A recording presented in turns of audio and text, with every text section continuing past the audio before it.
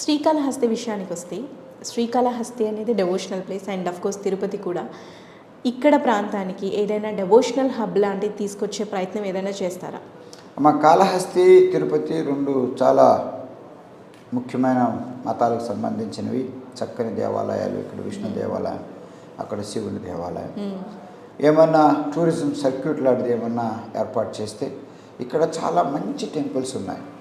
ఒక తిరుపతి తిరుమల దేవస్థానం కాకుండా, కాళహస్తి కాకుండా, ఆ ప్రక్కన ఉన్న నాగలాపురంలో కానివ్వండి, అలాగే ఇక్కడ వినాయకుడి గుడి ఒకటి ఉన్నది, కాణిపాకం ఉంది కానివ్వండి. సో ఇవన్నీ కూడా ఒక సర్క్యూట్ లాంటిది వేస్తే ఎవరన్నా కనుక భక్తులు వస్తే చక్కగా ఉదయం వెళ్తే సాయంకాలం అన్నీ చూసేటట్టుగా ఏర్పాటు చేయవచ్చు. ఓకే. కాణిపాకంలో మొదలు పెడితే తిరుపతి, తిరుపతి నుంచి కాళహస్తి, కాళహస్తి నుంచి నాగలాపురంలో ఉన్న టెంపుల్స్ ఉన్నాయి కదా, ఆ దేవాలయాన్ని కూడా చూసి అక్కడి నుంచి చక్కగా ఇటు వచ్చేయచ్చు. ఒక సర్కిల్ లాగా 24 అవర్స్ అన్నీ కవర్ చేయొచ్చు. Okay, one day trip.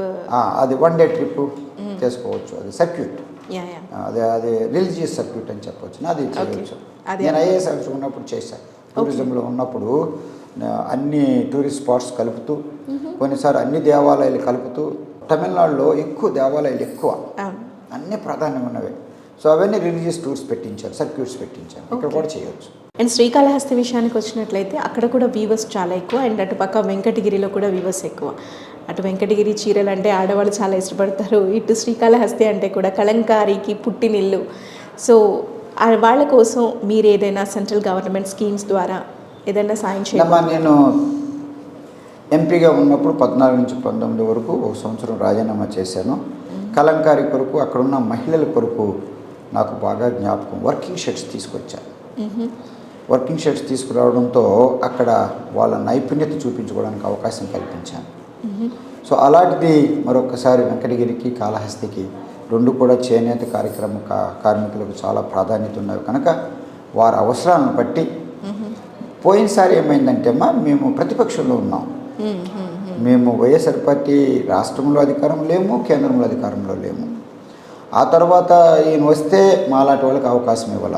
అధికారం వచ్చింది కానీ అవకాశం ఏమి ఇవ్వాల జగన్మోహన్ రెడ్డి గారు. సో ఎందుకో ఏం అసూయని ఇవ్వలేదు ఏంటో వారికే తెలియాల. ఆ పాపం నాకు అనవసరం. సో ఈసారి మోడీ గారు నాయకత్వంలో వారి పార్టీకి చెందిన వ్యక్తిని కనుక నేను అవకాశాలు కనిపిస్తున్నాయి. నా అనుభవంతో నిధులు తీసుకురాగలను, పథకాలు తీసుకురాగలను. అప్పుడు వారికి అవసరాలను బట్టి ప్రజలు ఏం కోరుతారు, ఆ ప్రాంతాల్లో ఏమేమి రిసోర్సెస్ ఉన్నాయి, నిపుణత ఏముంది, సో ఆ కలంకారీ ఆ నిపుణత దాన్ని బట్టి నేను చేస్తానని చెప్పి నేను ఆశపడుతున్నాను. శ్రీకాళహస్తిలో దాదాపు 3,18,00,000తో 65 సీసీ రోడ్లు, 7 బస్సు షెల్టర్స్, 5 కమ్యూనిటీ హాళ్ళు, 6 బోర్ బావిలు, శ్మశాన వాటికలు, కాంపౌండ్ వాల్స్, గ్రావెల్ అన్నీ. అలాగే తిరుపతిలో కూడా చాలా రకాలుగా అభివృద్ధి చేసుకొచ్చారు. ఇందాక నేను చెప్పినట్టుగా ఒకవేళ అయితే ఇందాక అనుకున్నా కదా, అక్కడ అదే ఇంటర్నేషనల్ ఎయిర్పోర్ట్ చాలా చెప్పాను అన్నది. తిరుపతి కాళహస్తి కలిసి ఉంటాయి చాలా వరకు. సో మరలా రిపేర్ షాప్స్, మళ్ళీ నేను క్యారియర్ రిపేర్ షాప్స్ ఉంది కదమ్మా, కోచ్ రిపేర్ షాప్స్ను అది ఇంకా విస్తృతపరుస్తాను. కాటన్ మిల్స్ ఇందాక చెప్పినట్టుగా మళ్ళీ ఏమన్నా అభివృద్ధి చేయిస్తే దానికి ఎంప్లాయ్మెంట్ రావడానికి, అలాగే నడుకుడి రైల్వే ట్రాక్, ఇంటర్నేషనల్ ఎయిర్పోర్ట్ అది తిరుపతిలోనూ ఉంది, but located in Kalahasti. So most of it is covered అమ్మా. ఆ తర్వాత ఇందాక చెప్పాను ఏమైతే సివిల్ సొసైటీ అంటే అప్పుడు పరిస్థితులను బట్టి ఒకవేళ పరిశ్రమలు తీసుకురావడానికి, నిరుద్యోగ సమస్యలను తీసుకురావడానికి నేను అవకాశాలను ఏర్పాటు చేస్తాను.